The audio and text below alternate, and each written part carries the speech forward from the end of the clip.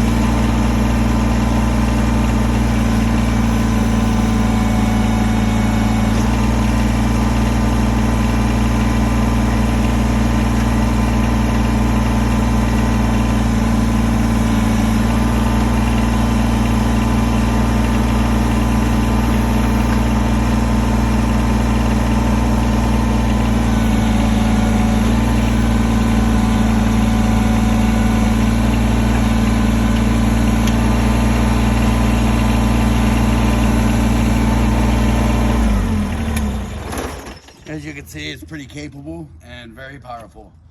Thank you very much. Have a good day. Bye-bye.